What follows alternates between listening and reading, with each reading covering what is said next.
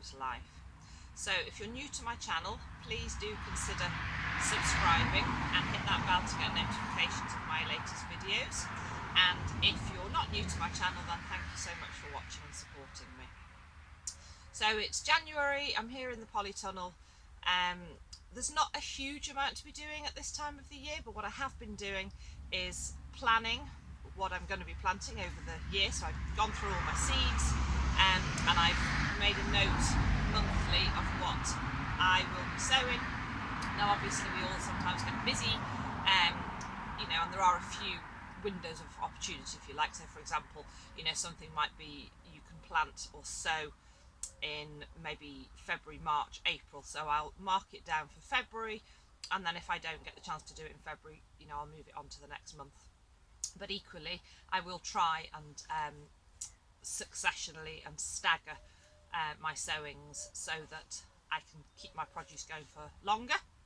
I think I've mentioned this before. It is something that when I started growing years ago, and I think we all learn this way, we tend to go a bit crazy, plant everything, and then we have this glut of everything all in one hit. So it's that art, if you're growing to feed yourself and to try and cut down on what you buy, it's nice to stagger that so that you've got food coming all year round.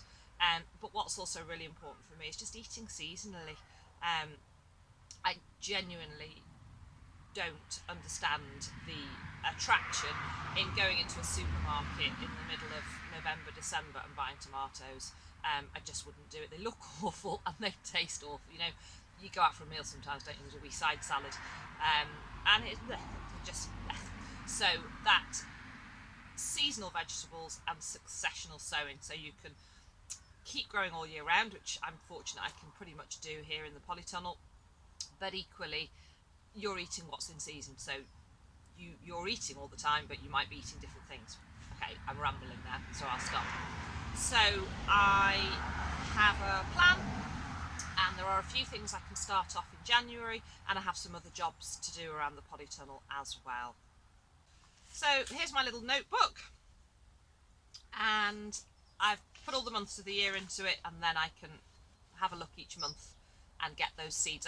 I'm not as organised as some of you with my seeds. I've got a tin and a box that are full, bulging out with elastic bands to hold them all in, and then I have a box which I've now put all my sort of January seeds ready into, and then once I've finished with those I will put the February ones in, and March, and so on.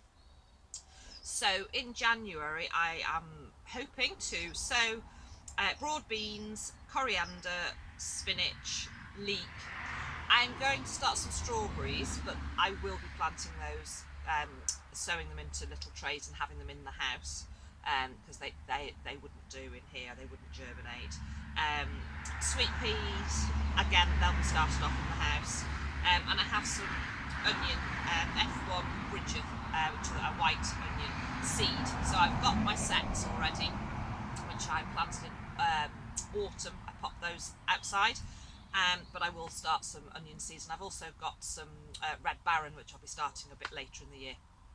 So those are my sowings that I'll be doing, and also I've got some seed potatoes on order, and when they arrive I'll start to chip those, but I probably won't pop those in until February.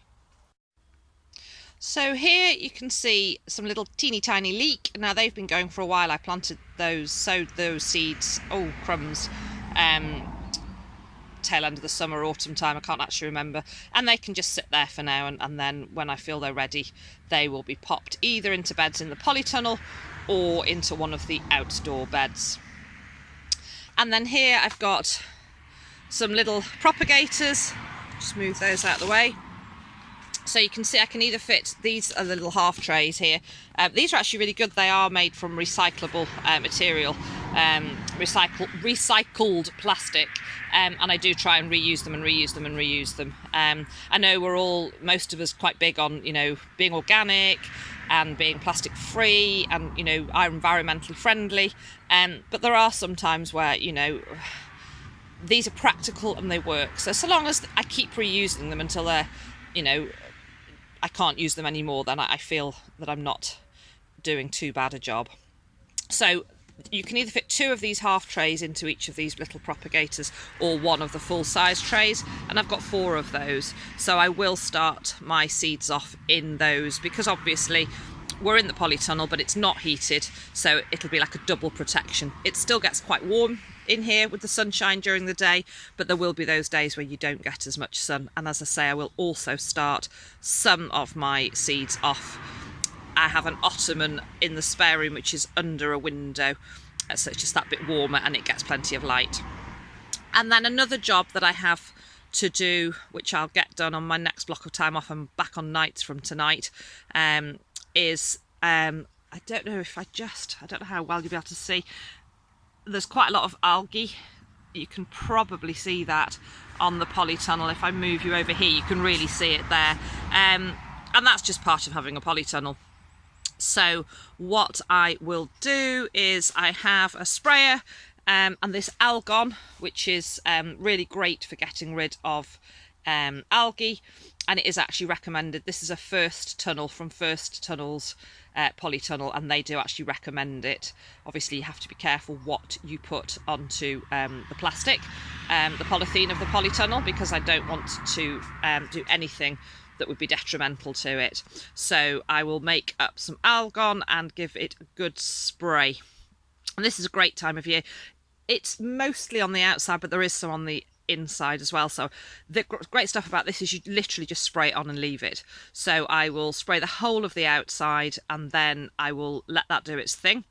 And then I can see more clearly what is still on the inside, and then I will spray parts of the inside. Now, although it's safe and it's organic, obviously I need to be careful that it's not sort of going down into the beds. But if you can see by the way I've got the beds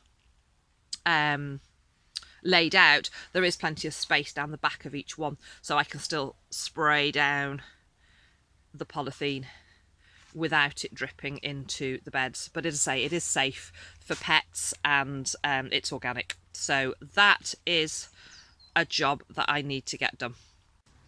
So that's pretty much it really. As you know, I've already got the beds outside pretty much prepared. The only other jobs to do are to put some compost into the raised beds in here to bring those levels up and put some nutrient back in, although I have got that lovely well rotted manure in there, and I will pop a little bit of compost also onto those outdoor no-dig beds, especially the 2 new ones that I've just created, because I've got, obviously there's the earth underneath the soil, then I've put the manure, and then I'll just put a layer of compost on top as well. So whilst we're all itching to get growing, it's a really good time of year to sort of catch up with little jobs that need doing. I've had a good tidy in here, so now it's just a case of doing those little jobs that need doing. So that's pretty much where we're at. So I hope you're all enjoying making plans, getting ready for the growing season and catching up with little jobs. It's really good for the soul, isn't it? You know, even if you just come out and do half an hour to an hour and feel that you've achieved something. So there's still things that we can be doing. So thank you so much for watching. Take care, and I'll see you all again soon.